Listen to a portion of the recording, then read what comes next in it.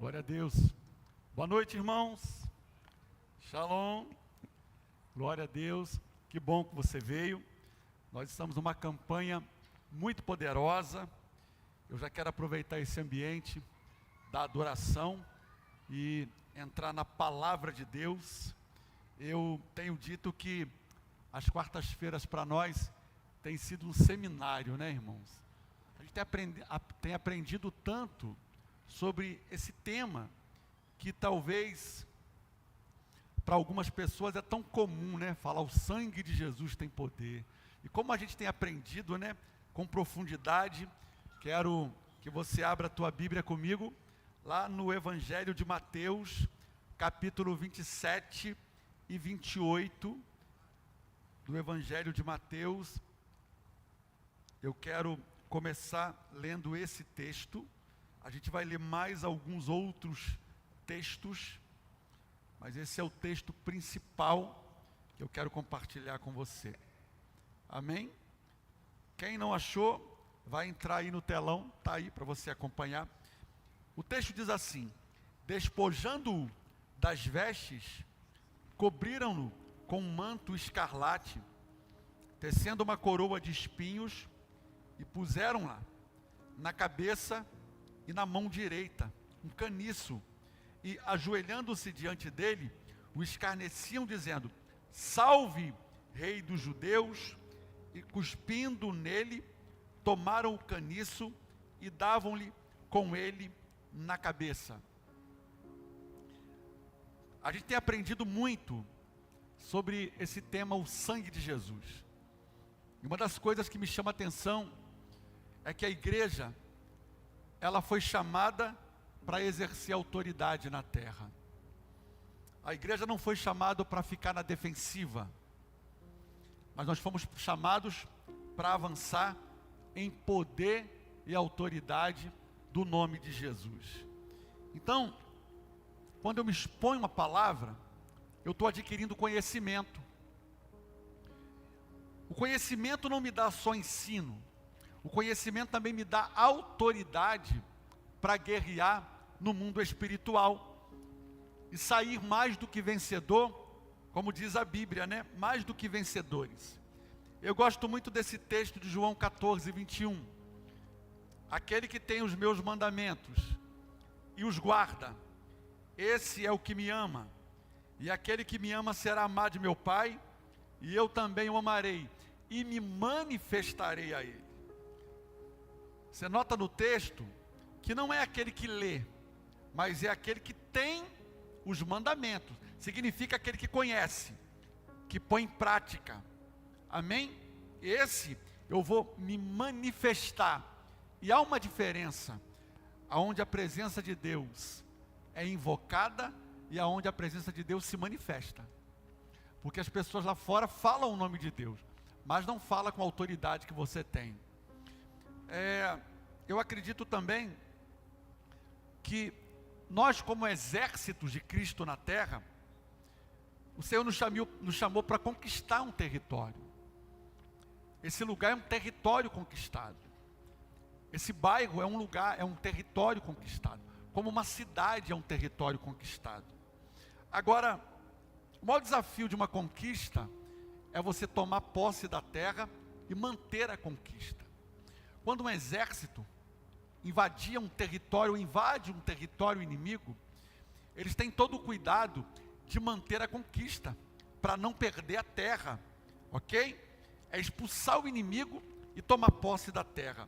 Irmão, hoje nós vamos entrar no terreno do inimigo e tomar de volta tudo aquilo que é meu e tudo aquilo que te pertence, em nome de Jesus. Amém?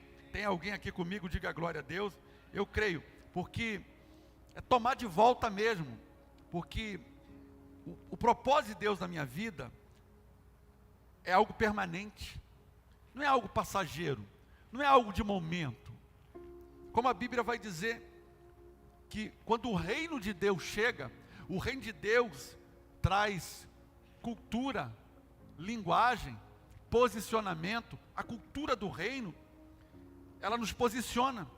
Então é ocupar os territórios e expulsar de lá os espíritos ao contrário. A Bíblia diz assim: sujeitai-vos a Deus e resisti ao diabo, e ele fugirá de vós. Irmãos, a palavra resistir na Bíblia não é você ficar fazendo guerra com o inimigo dentro da tua casa. Resistir não é ficar fazendo guerra com o inimigo dentro do seu território. É você tirar o inimigo do seu território e resistir, para ele não entrar mais. Amém, irmão? A palavra resistir é justamente isso. Traz para nós essa dimensão. Então não tenha medo, porque o inimigo foi desarmado. Quando a Bíblia fala de portas do inferno, que o inimigo tem?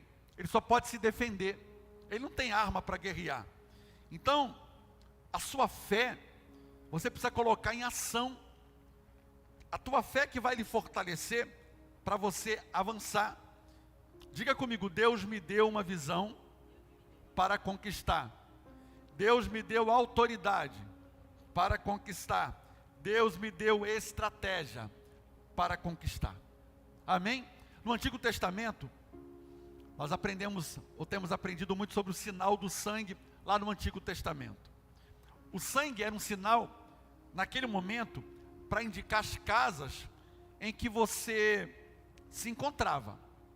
Se fosse nos dias de hoje, seria assim. Então, quando Deus disse: quando eu ver o sangue, eu vou passar por cima, eu não vou tocar naquela família, porque o sangue é o limite. O sangue, diga comigo, o sangue foi um basta. Chega, acabou a brincadeira. É isso que Deus estava dizendo para Faraó: acabou a brincadeira, chega. Então você precisa saber que, olha essa frase, irmão: a salvação te protege do inferno, a santidade te protege do mundo, a aliança te protege do destruidor, e a fidelidade te protege de quem?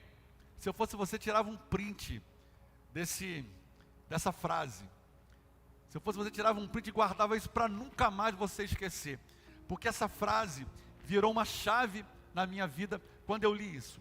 A salvação te protege do inferno, a santidade te protege do mundo, a aliança te protege do destruidor, e a fidelidade te protege do devorador. São níveis de ação de Deus na minha vida.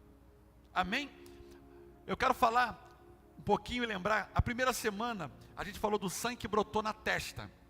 Aconteceu no Getsemane, quando o sangue dele toca a terra, foi para nos curar da traição e nos libertar de toda a maldição geracional produzida pela desobediência. Eu falei também sobre o sangue no corpo ferido, quando ele foi chicoteado, para trazer redenção e nos livrar de toda enfermidade, doença física, doença emocional, vícios e da corrupção. Falei também sobre o sangue no rosto, que quando arrancaram a barba com pele, foi para restaurar a imagem das pessoas, né, nos livrando de toda a crise de identidade, autossabotagem, crise existencial, e restaurar a imagem de Deus nas pessoas, e a sua intimidade com o seu Criador, tirando toda a cegueira espiritual. Falei também sobre o sangue que brotou das mãos de Jesus na semana passada, quando as mãos de Jesus foi pregada na cruz pelos soldados, para nos mover com poder e produtividade. Então, eu creio nisso. Hoje eu quero falar sobre o sangue que brotou na cabeça de Jesus. Vamos lá? Qual foi o propósito desse sangue na cabeça? Reverter a maldição que entrou no mundo através do pecado de Adão. Olha, a palavra-chave aqui é conquista. Qual é a palavra-chave? Conquista. Quebrar a maldição da terra, de uma vida de escassez e miséria, trazendo de volta a promessa das bênçãos celestiais. Eu tenho muitas promessas que ainda não se cumpriram na minha vida. Quem aqui também se identifica? Eu tenho muitas promessas ainda que não se cumpriram na minha vida, e Deus tem me chamado para viver. O que a gente vai entender lá no princípio? Que quando Adão pecou, ele quebrou o princípio, a ordem que Deus havia estabelecido. Deus havia estabelecido princípios, deveres, deveres e... O pessoal fala muito isso, né? Direitos e deveres. A gente está diante de uma geração que quer muito direito, mas esquece dos deveres. Porque eu, para tomar posse dos meus direitos, eu preciso cumprir os deveres. O problema de Adão foi esse. Então, quando Adão quebrou o princípio quebrou Adão. Porque com a queda, todo o ciclo da criação foi afetado. Apenas o Éden está intacto, mas todo o ciclo da criação, ele foi afetado. Olha, Adão recebeu a sentença, Eva recebeu a sentença, a serpente recebeu a sentença e a terra recebeu a sentença. Então fala de dois tipos de maldição. Uma coisa é a maldição geracional, a outra coisa é a maldição territorial. Um atingiu a humanidade, o outro atingiu a terra, porque até a terra foi afetada.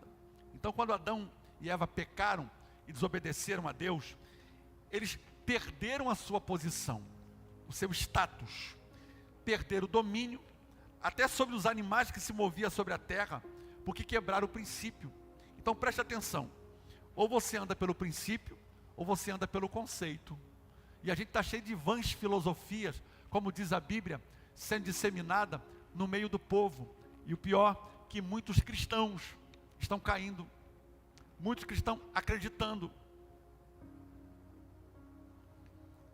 O princípio e o conceito, qual é a diferença? O princípio, ele é respaldado pela verdade, o conceito pelas ideias. Então o princípio ele me liberta, ele me dá destino.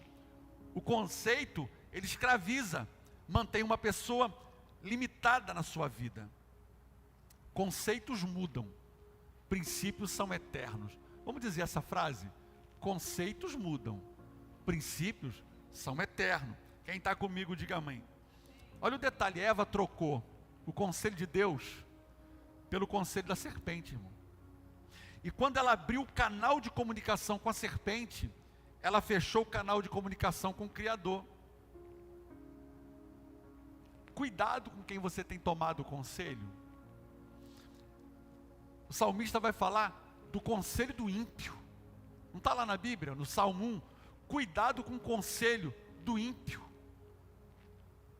Cuidado, irmão.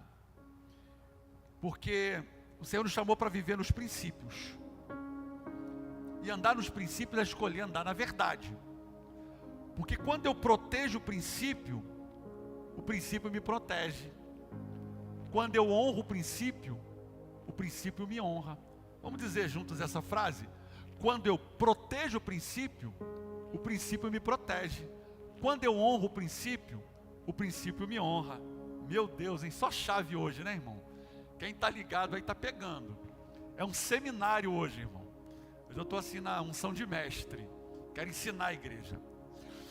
Então, acontece uma tragédia. Quando Eva e Adão decidiram agir por conta própria, aconteceu uma tragédia, irmão. Toda a humanidade foi afetada. Irmãos, por que as pessoas só se escandalizam com as grandes tragédias? Deixa eu perguntar uma coisa para você. Caiu algum avião hoje? Hã? Sim ou não? Não. Por que a gente sabe que não caiu? Porque não foi anunciado. Porque quando cai um avião, imediatamente a gente sabe. Irmãos, por que as pessoas só se preocupam com as grandes tragédias? Pastor, o que é que o senhor quer falar sobre isso? As pessoas só se preocupam com os grandes pecados. Mas são os pequenos pecados. São aqueles pecadinhos de estimação. Que a pessoa já se acostumou e ela está levando uma vida achando, irmão, que Deus não está percebendo, que Deus não está vendo. Hoje nós vamos alinhar aqui, irmão, as bases, para a gente sair desse lugar hoje, para um novo romper de Deus na minha vida e na sua vida. Quem está pronto para receber, diga amém. É o que diz Salomão, né? Cuidado que as raposinhas, elas vão entrando na vinha e aos poucos ela vai consumindo, até que quando o dono da vinha percebe, a plantação já se perdeu. Cuidado com essas pequenas raposinhas que são aqueles pecadinhos de estimação. Cuidado. A primeira coisa que eu quero falar com você, Jesus veio por ordem na casa. O que Jesus veio fazer, irmão? Colocar ordem na casa. Adão e Eva perderam a posição, perderam o domínio, perderam o governo. Foi uma decisão que trouxe perda. A decisão de Adão e Eva só trouxe perda. Lembra que Deus falou para eles: governai, multiplicai, dominai, perderam o domínio, perderam o governo, perderam a posição que eles ocupavam.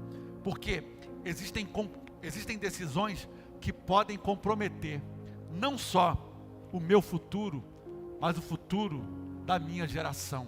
Diga comigo, eu não vou. Diga com fé, eu não vou comprometer nem o meu futuro e nem o futuro da minha geração. Fala assim pro diabo, aqui ó, para você. Entendeu, irmão? Aqui ó, eu não vou comprometer nem o meu futuro e nem o futuro da minha geração. Fala amém. Então a queda do homem trouxe uma maldição sobre a terra. E ela não seria mais para abençoá-lo, mas para trabalho, dor e sofrimento. Agora, do suor do teu rosto, você vai comer o pão. A mulher, eu vou aumentar a sua dor de parto. A mulher tinha dor de parto, mas não no nível que a gente hoje sabe o que acontece. Olha Gênesis 3, 17 e 19. E Adão disse, visto que andaste, visto que atendeste à voz da tua mulher, e comeste da árvore que eu te ordenara, não comesses, maldita é a terra por tua causa, em fadigas obterás dela sustento, durante os dias da sua vida, ela produzirá também cardos e abrolhos, tu comerás a erva do campo, no suor do teu rosto comerás o teu pão, até que tornes a terra, pois dela foste formado, porque tu és pó, e ao pó tornarás. Irmão, olha a consequência por causa de uma atitude. Eu imagino quando Adão está se afastando, saindo do jardim, porque o jardim está lá, irmão. A gente está voltando para o jardim. Amém, irmão? Amém? Está voltando para o jardim. O jardim está fechado. Tem um querubim, Deus colocou um querubim guardando o jardim. Não é um anjo qualquer. Ele colocou um querubim, um anjo da guarda, com uma espada de fogo flamejante, guardando o jardim. Porque a Nova Jerusalém é o jardim que vai descer do céu, e nós vamos viver o plano original de Deus, irmão. O diabo não frustrou os planos de Deus, não. E vi descer do céu a Nova Jerusalém, está lá na Bíblia, no último capítulo de Apocalipse. Então, o que é o Éden? O Éden não é um lugar, o Éden é um ambiente. Porque uma pessoa pode achar assim, mas a gente já está vivendo na terra o céu e o inferno. Uma pessoa pode pensar assim, o inferno é aqui mesmo, irmão. Não é. Não é, eu até diria, quem nos dera, né? Porque a vida é boa demais na terra. Aí eu te pergunto, se a gente está vivendo o inferno na terra, quem é que está no inferno e quem é que está no céu? Aí a pessoa pode achar o seguinte, não, quem está no céu é quem tem vida boa, é quem tem muito dinheiro na conta, é quem tem iate, é quem tem casa de praia. Mas será que essas pessoas são felizes? Será que elas são plenas? Então esse não pode ser o conceito, porque uma pessoa rica pode querer dar um tiro na cabeça e se matar. A gente ouve isso no noticiário. Então esse não é o conceito. Uma pessoa pode estar vivendo uma vida simples e dizer, eu sou feliz, eu sou completo. Então eu quero dizer que o Éden, ele é o ambiente, o céu é um ambiente na terra que eu decido viver. Eu decido viver dentro da minha casa o Éden, um ambiente. Porque o Shabat para nós não é mais um dia. Amém? O Shabat é Cristo na nossa vida.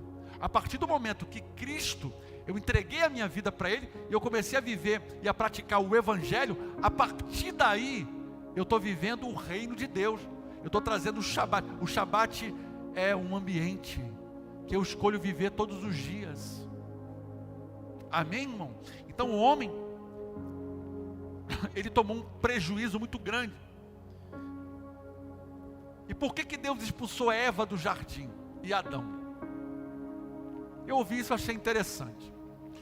Porque no jardim existia a árvore do conhecimento do bem e do mal. Eles comeram essa árvore. Existia uma outra árvore chamada árvore da vida. Se eles continuassem no jardim, eles iam comer da árvore da vida, iam viver eternamente. Só que Adão agora e Eva estão num corpo caído. Imagine Adão e Eva no corpo caído, debaixo do pecado, vivendo eternamente. Amém, irmão? A gente podia viver mais, depende. Será que se Hitler vivesse 1000 anos, será que fazia bem para a humanidade, irmão? Você entende por que Deus expulsou Adão e Eva do jardim? Porque eles iam comer da árvore da vida e ia viver eternamente, só que esse não era o plano original de Deus para eles. Então, o sangue derramado na cabeça de Jesus através da coroa dos espinhos rompeu com toda a maldição no que diz respeito ao quê? Às nossas conquistas.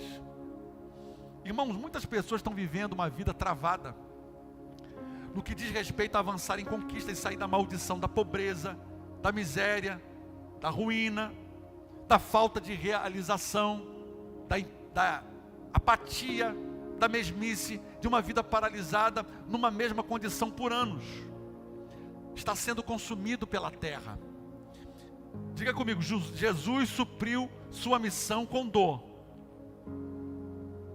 mas terminou com sucesso. É porque faltou a palavra terminou aí, né? Jesus cumpriu a sua missão com dor, mas terminou com sucesso. No mundo tereis aflições, mas tem de bom ânimo.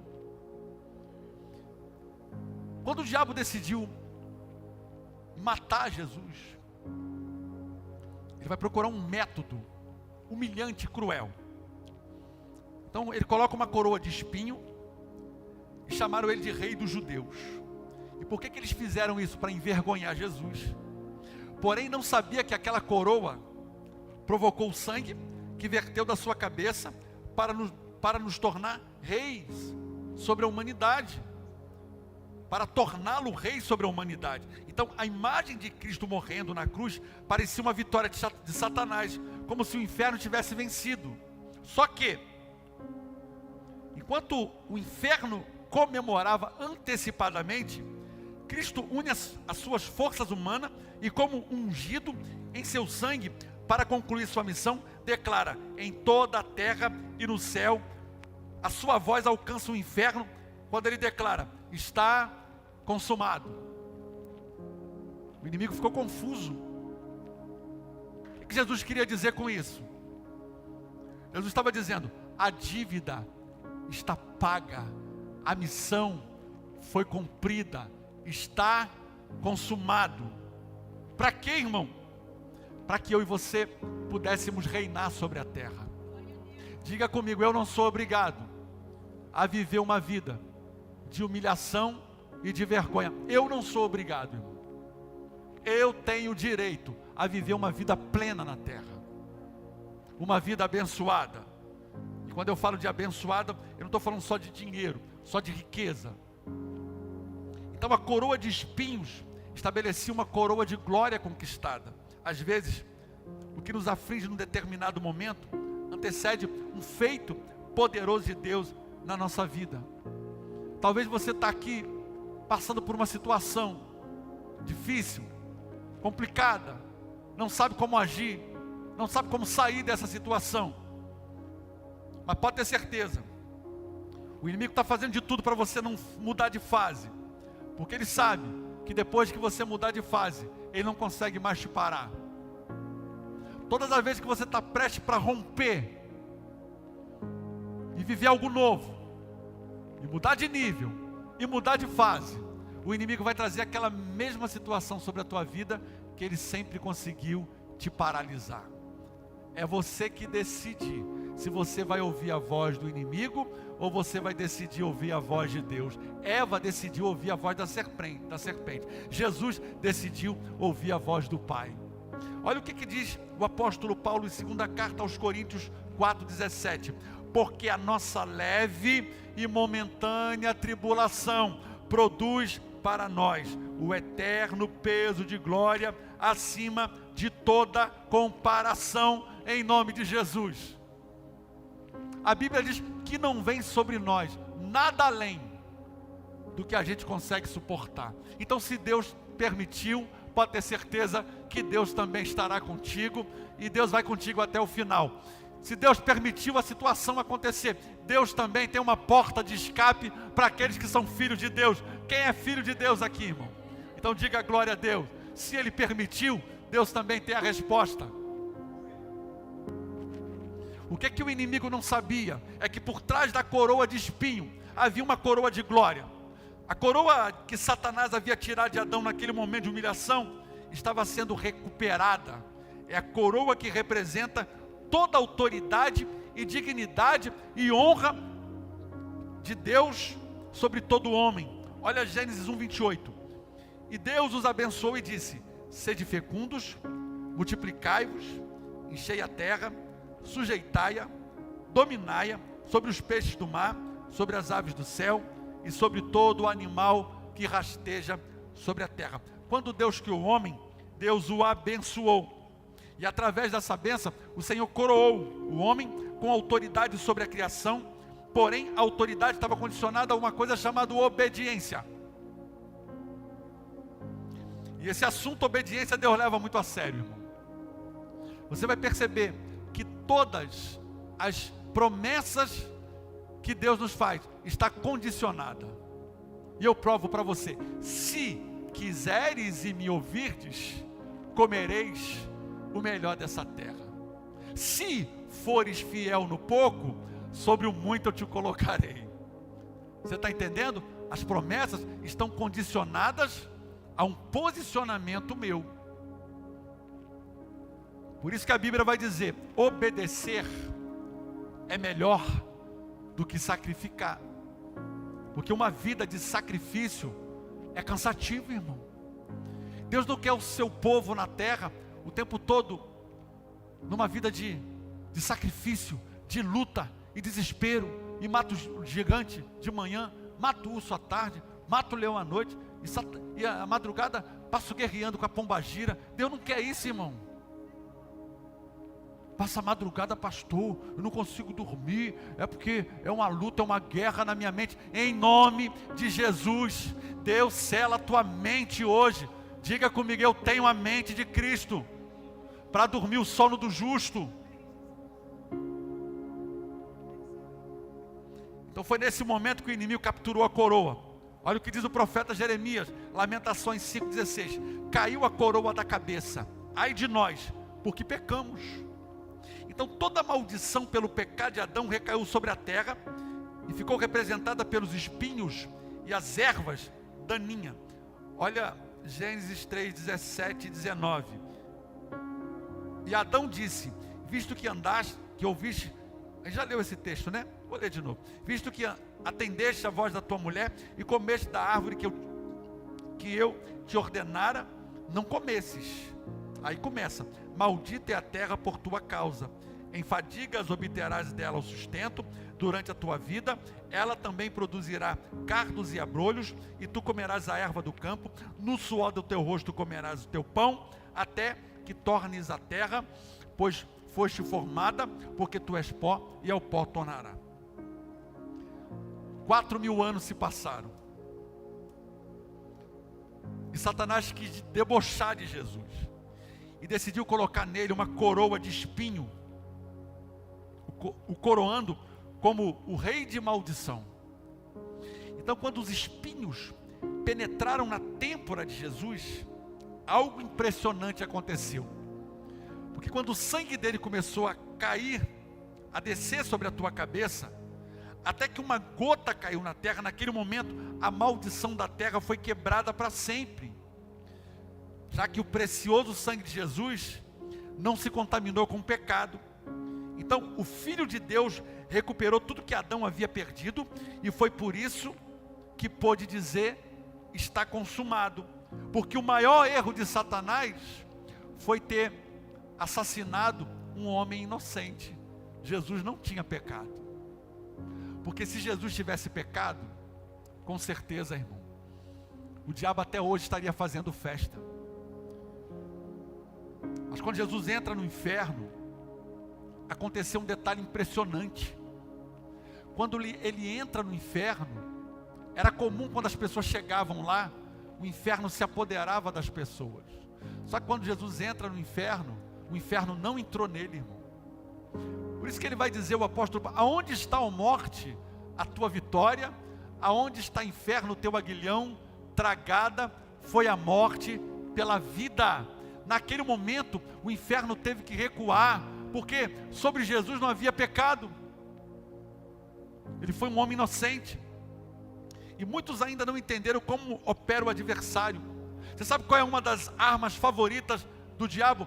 É falar na primeira pessoa, fazendo com que as pessoas acreditem que os pensamentos autocompassivos, acusadores, carregados de culpa, incredulidade e dúvida provêm deles mesmos. Muitos caem nessa armadilha do diabo e perdem seu propósito por acreditar nessa voz interna que ele sussurra em seu ouvido. Veja como Jesus vai trabalhar essa tríade. Diga comigo: eu penso, eu sinto e eu quero. Vamos dizer mais uma vez: eu penso, eu sinto e eu quero. Eu quero pegar esse primeiro ponto, eu sinto, como ele vai trabalhar nas emoções, como ele vai trabalhar no intelecto e como ele vai trabalhar na vontade de Jesus. Mateus 4:3. Então o tentador, quem, irmãos? Aproximando-se lhe disse: se tu és filho de Deus, manda que essas pedras se transformem em pão. É como se fosse uma luta de boxe. Aqui está o primeiro round. A prova de Adão foi no jardim do Éden. A prova de Jesus foi no deserto. A gente está falando do primeiro e do último Adão. Então a primeira tentação dirigida ao intelecto de Jesus, ao que eu penso. O inimigo tratou de fazer com que Jesus focasse nele mesmo, em seus pensamentos, e deixasse de lado a palavra de Deus. Só que Jesus não caiu na armadilha do inimigo. Esse primeiro ataque do inimigo foi tentar atingir o intelecto de Jesus. Como é que Jesus respondeu? Com a palavra. Olha Mateus 4:4. Jesus, porém, respondeu: está escrito, não, nem só de pão viverá o homem, mas de toda palavra que procede da boca de Deus. Irmãos, põe a palavra de Deus como um ponto final na sua vida. Use a palavra de Deus. O inimigo tem medo. O inimigo fica apavorado com crente que sabe usar a palavra. A palavra é como um armamento. Lá em Efésios a Bíblia diz que a palavra é como a espada do Espírito, que penetra, que corta. Use a palavra. A gente está tão inundado de filosofias que as pessoas estão colocando a palavra em segundo plano. Evidencie a palavra na tua vida. Mostre para ele: eu conheço a palavra, eu sei das suas artimanhas, eu sei que você é mentiroso e pai da mentira. Quando ele tenta encurralar Jesus, Jesus vai dizer para aqueles homens, está lá na Bíblia: vós tendes por pai o diabo, porque ele é homicida e nunca se firmou na verdade. Ele é mentiroso e pai da mentira. Quem é o diabo? O pai da mentira. O que significa isso, irmão? O diabo não criou nada nessa terra. A única coisa que Deus dá paternidade para ele, que a Bíblia dá, é ser um mentiroso e pai da mentira. O diabo não criou nada. Tudo é criação de Deus. As pessoas deturpam a criação de Deus. Por exemplo, a música. Quem criou a música? Deus. Só que o diabo pega a música e usa para quê? Para profanar, para desviar as pessoas, para levar as pessoas para uma vida de escravidão, escravidão emocional. A segunda área é eu sinto. Mateus 4, 5 e 6. Então o diabo levou a cidade santa e colocou sobre o pináculo do templo e disse: se és filho de Deus, atira-te abaixo, porque está escrito: aos seus anjos ordenará a teu respeito que te guardem, e eles te sustentarão nas mãos, para que não tropeces em alguma pedra. Então, nesse segundo round, essa segunda tentação foi dirigida às emoções de Jesus. Aquilo que eu sinto. Primeiro ao intelecto, agora as emoções, né? O que eu penso, agora o que eu sinto.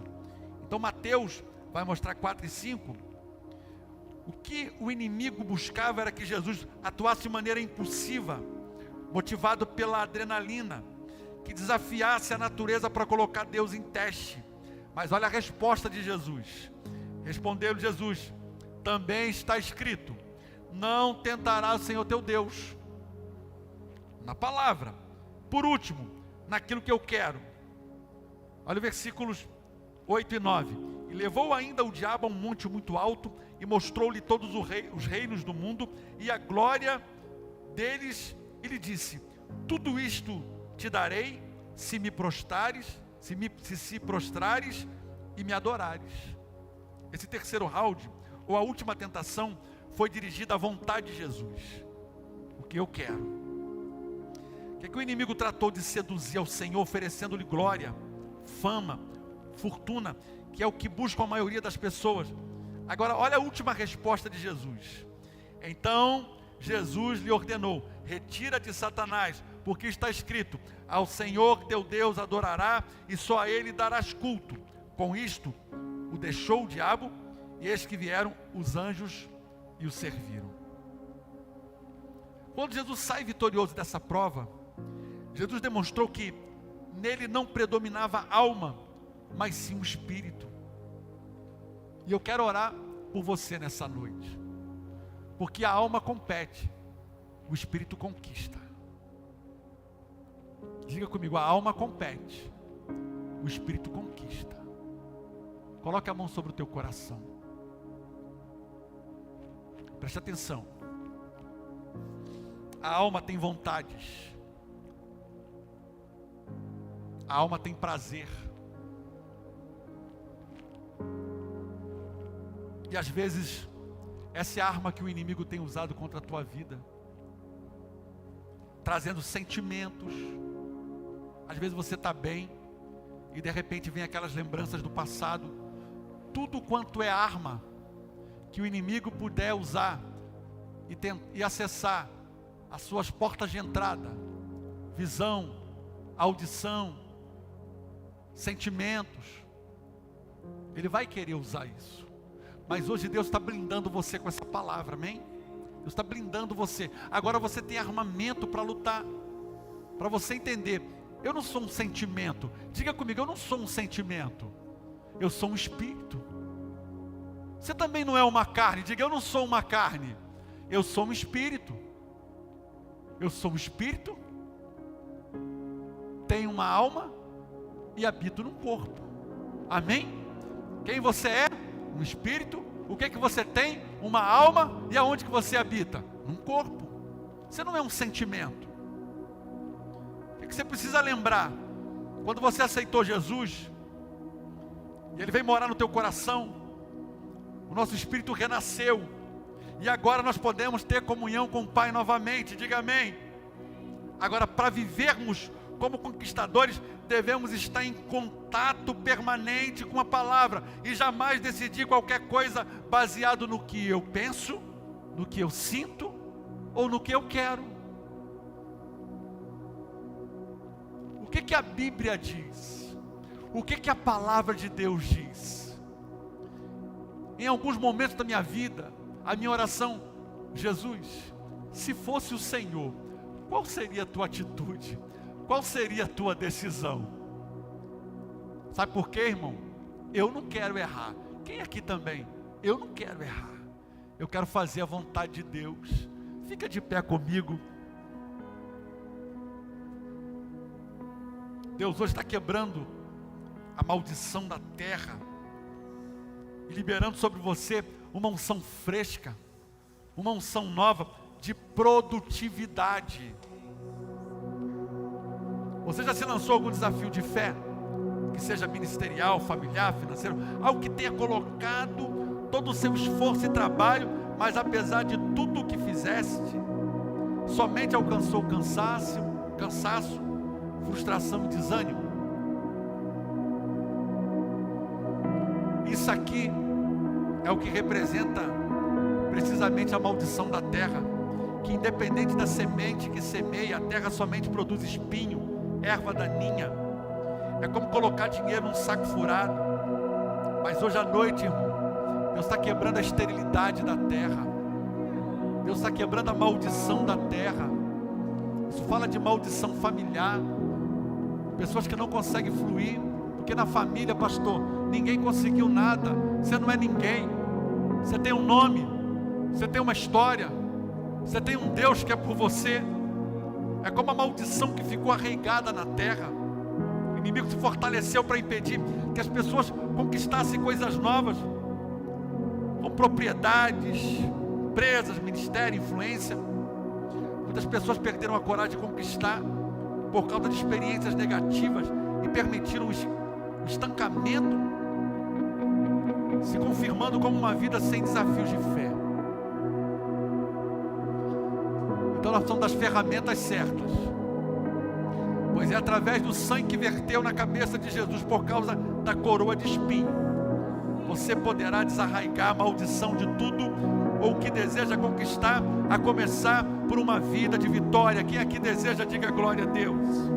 Então, uma vez que aplicamos esse sangue, o inimigo não tem mais nenhuma maneira de reter a bênção de Deus sobre a tua vida. A maldição da terra está diretamente ligada à produtividade física e financeira do ser humano. Eu conheço pessoas que trabalham muito e só obtêm o necessário, e se não fazem, pode até passar necessidade. Se você também sente que o seu trabalho produz espinhos e erva daninha, e a provisão vem somente com um produto de muito esforço, essa palavra é para você. Eu te convido nessa noite a aplicar esse derramamento do sangue da cabeça de Jesus sobre as tuas finanças, para que você possa descansar no Senhor e receber a prosperidade que vem do céu para a tua vida. Quem aqui está pronto para receber? Diga glória a Deus. Levante a tua mão para o alto, você vai fazer uma oração comigo. Glória a Deus, glória a Deus. Obrigado, Jesus, por essa palavra.